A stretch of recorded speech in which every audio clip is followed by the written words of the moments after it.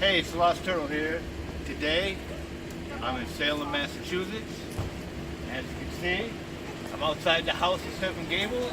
We're about to go inside and check it out. So I'll see you when we're in there. Alright, since being here in the House of Seven Gables, you know I have these. And I've upgraded to these. Of course, you'll find out before this because I'm saving it. This is September, but I'm not posting until October. Let's flip these over so you can see them right. And then there's this outside the House of Seven Gables. So guess what? Isn't that not a perfect place to put these? There they are. Yeah, I'll put these in here too.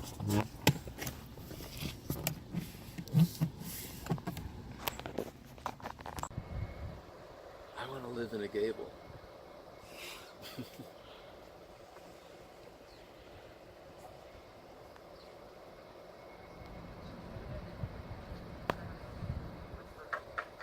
All right, we have one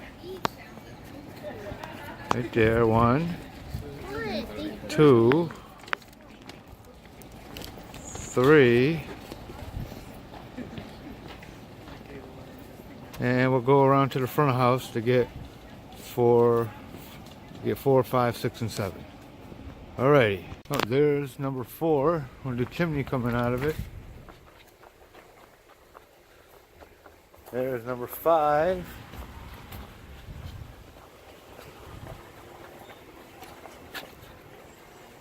And there's number 6, and I think we're gonna have to go outside to get number 7. And there's the 7th gable.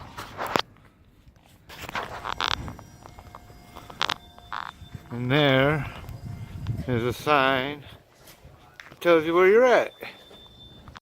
Here is a model of the House of Seven Gables. So that's what it looks like.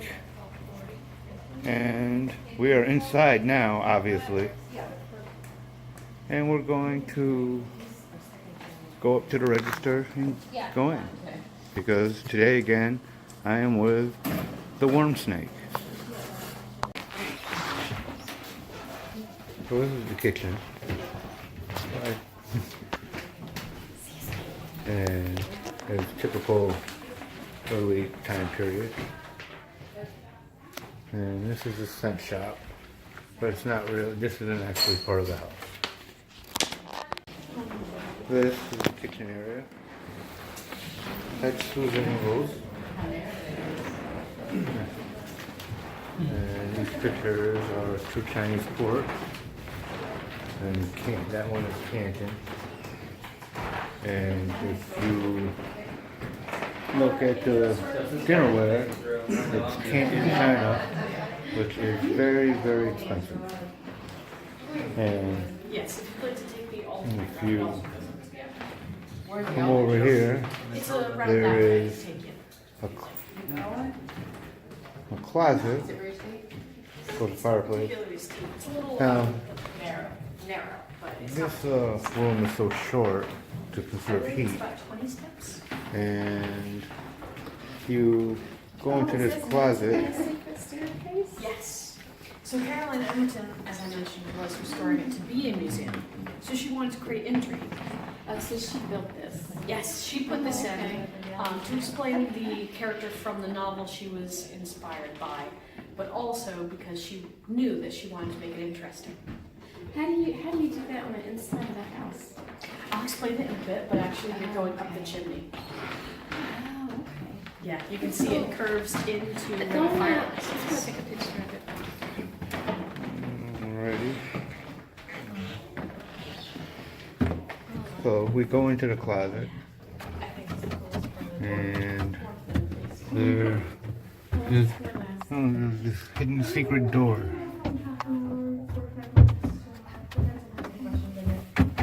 And it leads to this secret staircase, which is very slow moving at the moment.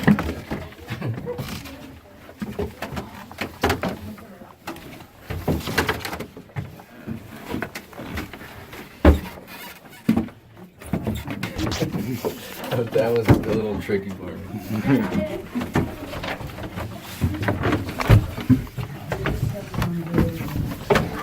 This was also added in because of Nathaniel Hawthorne's book, House of Seven Gables.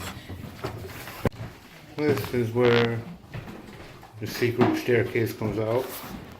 And in that fireplace, there's a button to unlatch the door, because when it's closed, it just looks like paneling. This is where the secret staircase comes out. And in that fireplace, there's a button to unlatch the door, because when it's closed, it just looks like paneling. This is the oldest, one of the oldest domestic living spaces in America. It's in the attic, and it was originally used by an indentured servant from Ireland, and this is the contract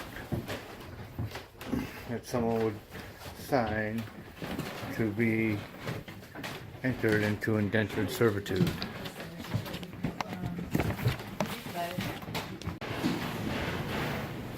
Well, this is the great chamber. This is what the bed looked like before a moth problem.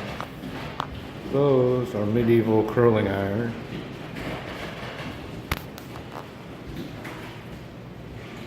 And there's a portrait of the man who lost this house.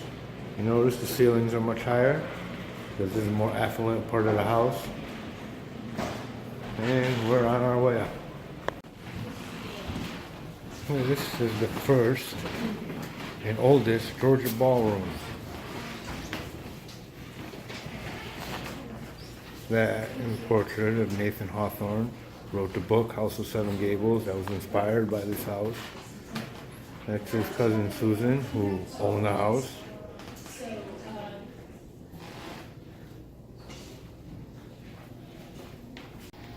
That's the front door. See all the iron in there just to show how much money they had. Garden. It's beautiful.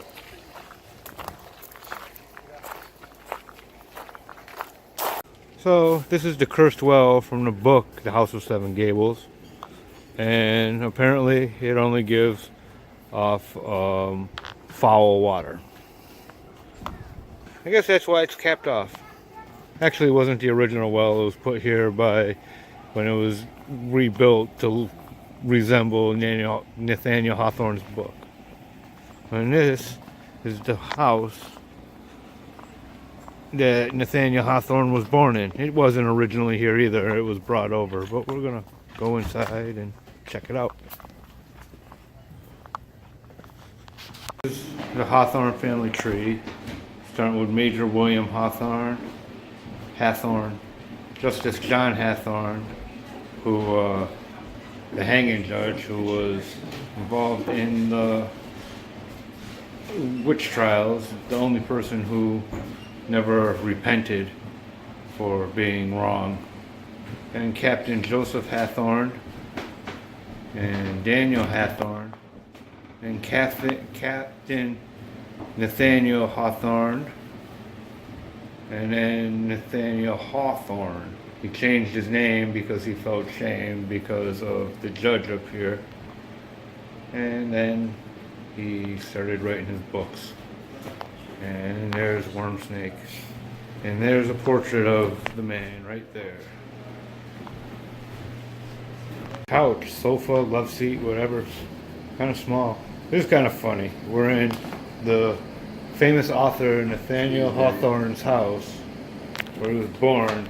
And what do they have here? They have checkerboard. You got a picture of him young there, and like middle age, and when he gets Yep. old. There's him, Nathaniel, as a middle-aged man. And there he is when he's older. And here he is as a young man. How do you got that picture? We came up the steps and we're on the second floor, and that was Nathaniel Hawthorne's favorite fire hydrant, or fire extinguisher.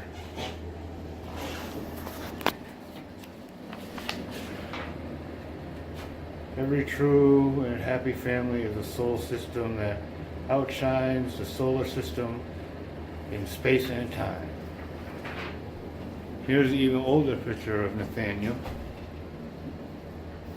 Kind of funny, as we progress along the route of the house he was born in, so does his timeline. And there is a fireplace.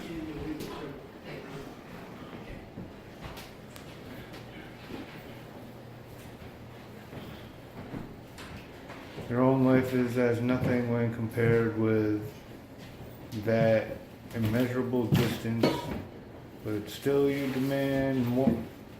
Nonetheless, earnestly a gleam of sunshine instead of a speck of shadow on the step or two that will bring you to your quiet rest.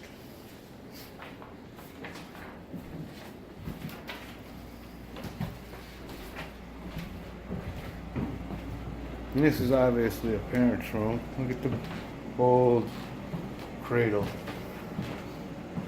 And of course the fireplace. Oh, they would stick that into the fire and heat it up and put it between the mattresses to warm up the bed. And this funny looking thing right here, they would use to wind up, because they would have ropes across the bed, so they would use that to wind it up. Is this hay, a mattress? No, because they would have ropes, and ropes eventually sag, and then they would use that to wind them back up to firm up the bed, hence giving the credence to the saying, sleep tight, because you wanted to tighten up the ropes under your bed.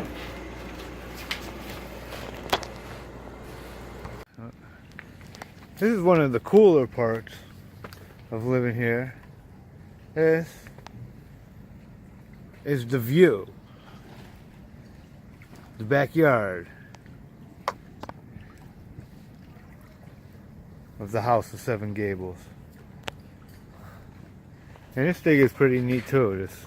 This is where, like, they got a little educational area here for the kids.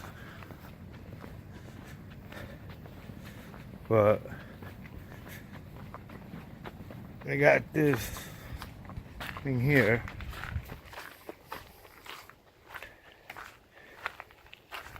And it actually looks like an authentic helm.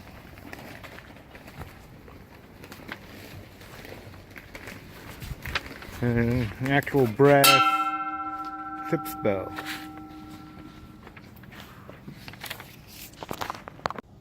Well, that was the House of Seven Gables, and I hope you enjoyed. I'll see you next time. You know the routine. It's a great big wide world out there, so get on your boat and explore everything. See you next time.